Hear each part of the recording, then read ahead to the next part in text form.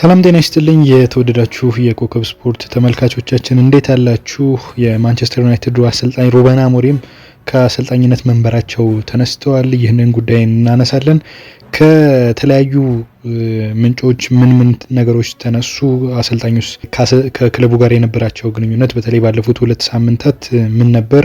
የሚሉትን ነገሮች እናነሳለን። የማንቸስተር ዩናይትድን ውሳኔስ በዋናነት ለዚህ ያደረሰው ምንድነው? የሚሉትን ነገሮች እንዳስሳለን። አብራችሁን እንድትቆዩ እንጋብዛለን።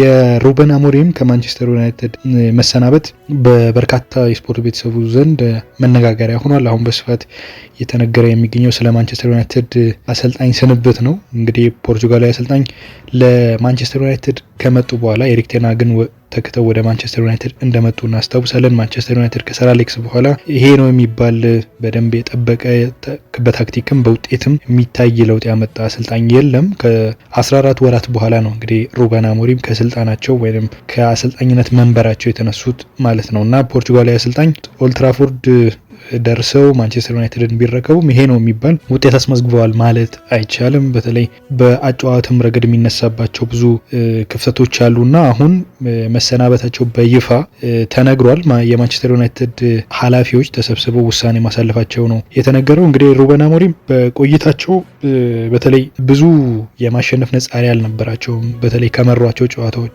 በእርግጥ ነው የቆዩት 14 ወራትን ነው ጠቅላላ የመሩት ወይንም ደግሞ የተጫወቱት ጨዋታ ወደ 63 የሚጠጋ ገደማ ነው እና ከዚህ ውስጥ ያሸነፉት 24 የሚሆነውን ጨዋታ ነው እና ESPN ላይ እንዳየሁት ከሆነ ከ1970 በኋላ ማንቸስተር ዩናይትድ የከፋ የአሰልጣኝነት ታሪክ ያላቸው ሰው እርሳቸው ናቸው። ከ1970ዎቹ በኋላ እና ከማንቸስተር ዩናይትድ መቼ ባለፉት አመታት ከሰር አሌክስ መልቀቅ በኋላ የከፋ ውጤትን አስመዝግቦ ተመልክተናል። በተለይ ባለፈው አመት ከወረደ በኋላ በ1970ዎቹ ማንቸስተር ዩናይትድ ወርዶ እንደነበር እናስታውሳለን እና ከሱ በኋላ የከፋ ውጤት ያስመዘገበው ባለፈው በሩበን አሞሪም ጊዜ ነው እና ዘንድሮም ቡድኑ እምብዛም የተሻሻለበት ሁኔታ አልተመለከትንም። እንግዲህ 24 ጨዋታዎችን ነው ማሸነፍ የቻሉት ከ63 ጨዋታ የ38 በመቶ የማሸነፍ ንጻሬ ነው ያላቸው። በተለይ በዘንድሮ የውድድር ዘመን በመከላከሉ ረገድ በጣም የተዳከመ ሆነው ተመልክተናቸዋል። የሩበን አሞሪም ቡድን ማለት ነው። በዋናነት ክፍተት ተፈጥሯል። በተለይ በአሰልጣኙና በማንቸስተር ዩናይትድ ኢኒዮስ አመራር በኩል ክፍተት ተፈጥሯል የተባሉ ዋና 3 ምክንያቶችና ዋና ነጥቦች አሉ። የመጀመሪያው የተጫዋቾች የዝውውር ፖሊሲ ነው። በተለይ አንዳንድ መገናኛ ብዙሃን እያሉት እንደሚገኘው ከሆነ የተጫዋቾች የዝውውር ፖሊሲ በአሰልጣኙና በአመራሩ መካከል ክፍተት እንዲፈጠር ማድረጉ ተሰምቷል። አሞሪም በፖርቹጋል ሊግ የሚፈልጓቸውን የሚያውቋቸውን ያሰለጠናቸውን ተጫዋቾች ለማስፈረም ይፈልጉ ነበር። ነገር ግን የክለቡ የዝውውር ክፍል በዋናነት የሚመራው በዳን አሽወርዝ እንደሆነ እናውቃለን። በጣም ተሰሚነት ያለው ግለሰብ ነው እና የክለቡ የረዥም ጊዜ ስትራቴጂ የሚከተል አይደለም። ይሄ በተለይ ደግሞ አሞሪም ሊያስፈርሟቸው የሚፈልጓቸው ተጫዋቾች ከዛ ብቻ እንዲሆኑ መሆኑ ለቡድኑ የዝውውር ስትራቴጂ ጥሩ የሚባል አይደለም በሚል ጥያቄያቸውን ውድቅ አድርገውባቸዋል።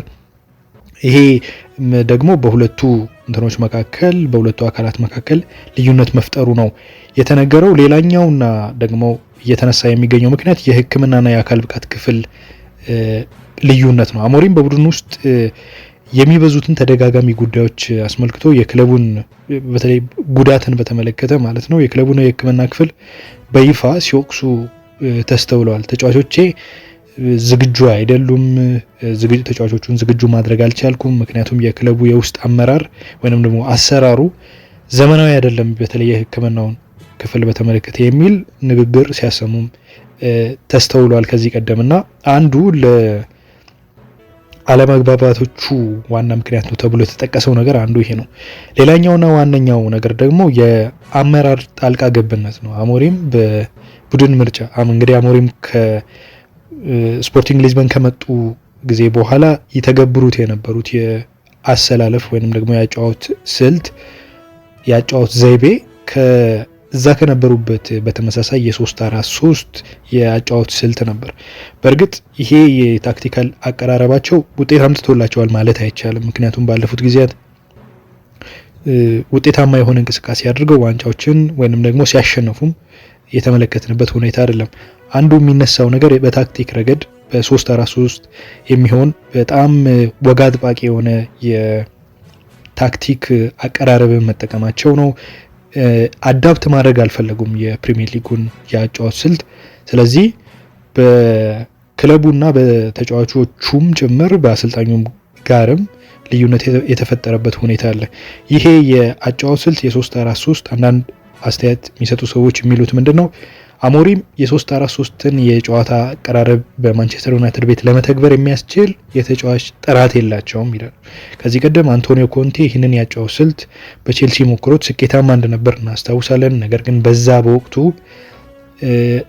አንቶኒዮ ኮንቴ በጣም ልከኛ የሚባሉ በተለይ ለ3-4-3 ሊሆኑ የሚችሉ ተጫዋቾች ነበሩ። ለምሳሌ ቪክተር ሞሰስን ብዙ ጊዜ በቀኝ የተከላካይ መስመር ነው ያስፈልፍ የነበረው። በግራ እንደምናስታውሰው ከአሎንሶ ነበር ከፊዮረንቲና አስፈርመውት አሎንሶ በግራ የተከላካይ ስፍራ ላይ የ3-4-3 ሚናውን ሶስቱ ተከላካዮች ደግሞ ነጋሪ ካሄል ጆን ቴሪን ይዘው እንደነበር እናስታውሳለን። ትልልቅ ተከላካዮችና በማጥቃቱም ረገድ እነ ኤደን ሃዛርድን የያዙ ቡድን ነበርና እሱም ቢሆን ልከኛ የሆነ ቡድን በተለይ ለዛ ጨዋታ የተሰሩ ተጫዋቾች ነበሩ።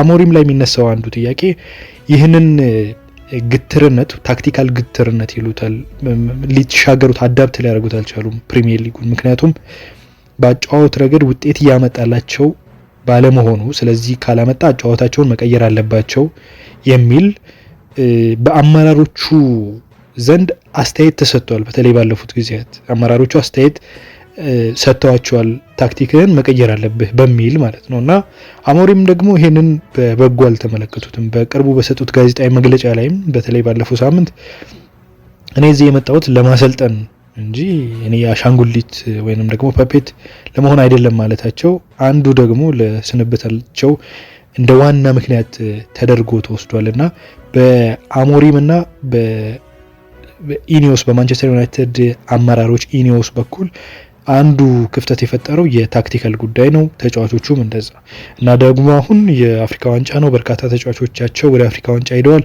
ውጤት ለማምጣትም አስቸጋሪ ነው። ብሩኖ ፌርናንዴስ መጎዳቱን እናውቃለንና እኚህ ነገሮች ሲጨመሩ የማንቸስተር ዩናይትድ የቦርድ አመራሮች ስብሰባ ተቀምጠው ሩበን አሞሪምን አሰናብተዋቸዋል። የመጨረሻዎቹ ጥቂት ሳምንታት ምን እንደሚመስሉ እንመልከት። አንዳንድ እየወጡ እንዳሉ ዘገባዎች የመልበሻ ቤት አንዳንድ አንጋፋ ተጫዋቾች የአሞሪምን የ3-4-3 ታክቲክ መቃወም ጀምረው ነበር የሚል መረጃ ወጥቷል። ምክንያቱም የአጨዋወት መንገዱ እየሰራ ስላልሆነ ስለዚህ ፕሮግረስ ማድረግ አለብን፣ አዳፕት ማድረግ አለብን የሚል እምነት ነበራቸው። እነዚህ ተጫዋቾች በስም ባይጠቀሱም ግን ቡድን ውስጥ ያሉ ነባር ተጫዋቾች እንደሆኑ በመገናኛ ብዙሃን ተዘግበዋል። ቡድኑ በሜዳ ላይ ያለው አጨዋወትም ደግሞ ተጫዋቾች እርስ በርስ እንዳይናበቡ አድርጓል የሚል ነገሮች ነው የተነሱት። ተከታታይ ሽንፈቶች ነው። ከሊድስ ዩናይትድ ጋር አቻ ወጥቷል ባለፈው። በተለይም በሜዳው በታችኛው ደረጃ ላይ በሚገኝ ክለብ የደረሰበት ሽንፈትም እንደዚሁ ከዚህ ቀደም እናስታውሳለን። ግሪምስቢ ነው ሁሉ በግሪምስቢ እንደተሸነፈ እናስታውሳለን ማንቸስተር ዩናይትድ እና የአጠቃላይ የማሸነፍ የቡድኑ የማሸነፍ ስነ ልቦና በተለያየ መልኩ ጉዳት ደርሶበታል የሚል ነገር ነው የተነሳው። ክለቡ መግለጫ ወጥቷል። ሩበን አሞሪም ከዋና አሰልጣኝነት ድርሻቸው ተነስተዋል። ውሳኔው ከባድ ቢሆንም ክለቡ ባመነበት ካለበት የውጤት ቀውስ ለመውጣት ግን የግድ አስፈላጊ ውሳኔ መወሰን ነበረብን የሚል ነገር ነው በመግለጫው ላይ ያነሳው። ክለቡ ለአሰልጣኙና ለረዳቶቻቸው በቆይታቸው ላበረከቱት አስተዋጽኦም እንዲሁ እናመሰግናለን አብረን ስለነበርክ ምናምን የሚል ነገር አንስተዋል። አዲስ ቋሚ አሰልጣኝ እስኪቀጠር ድረስ ምናልባት ቡድኑ በጊዜያዊ አሰልጣኝ ይመራል የሚል ነገር ነው አሁን እየተነሳ የሚገኘው እና በአሞሪም ስንብት ጋር በተያያዘ አንዳንድ በሁለት ተከፍሏል። አሁን የአሞሪምን የሚወቅሱ እና እንደገና ደግሞ ክለቡን የሚወቅሱ አንዳንድ ተንታኞች ተነስተዋል። የአሞሪምን የአጨዋወት መንገድ የሚነቅፉ አሉ፣ የሚቃወሙ ተጫዋቹን ባልተለመደ ቦታ በማጫወት ቡድኑን እንደው ዝብርቅርቅ አድርገውታል የሚሉ አስተያየቶች በአንድ በኩል እየተሰሙ ይገኛል። ሌላው ደግሞ ክለቡን ይወቅሳሉ። ሌላኛው ታላቅ አሰልጣኝ በዩናይትድ መጥፎ መዋቅር አለ፣ በተለይ በአመራር መንገድ አሌክስ ፈርጉሰን ከሄዱ በኋላ ማንም አሰልጣኙን የሚረዳ አመራር አይደለም በማንቸስተር ዩናይትድ አመራር ውስጥ ያለው የሚሉ ደግሞ ተቺዎች አሉና አሁንም የዚህ ስንብት ዓላማ አሰልጣኙን የሚረዱና የቡድኑን መዋቅር የተረዳ አመራር የለም የሚል ተነስቷል። ጋሪ ኔቭልም ይሄን ነገር ሲያነሳ ነበር። አዙሪቱ ይሄ መጥፎ አዙሪት ነው፣ መቼ እንደሚያቆም አላቅም የሚል አስተያየቱን ሰጥቷል። ለማንኛውም ማንቸስተር ዩናይትድ ሩበን አሞሪምን በይፋ አሰናብቷል። ቀጣዩ አሰልጣኝ ማን ይሆናል የሚለው እጅግ ተጠባቂ ነው። የኮከብ ስፖርት ቤተሰቦቻችን ስላደመጣችሁን እናመሰግናለን። ሌሎች አዳዲስ መረጃዎችን ይዘን እንመለሳለን። መልካም ጊዜ ይሆንላችሁ።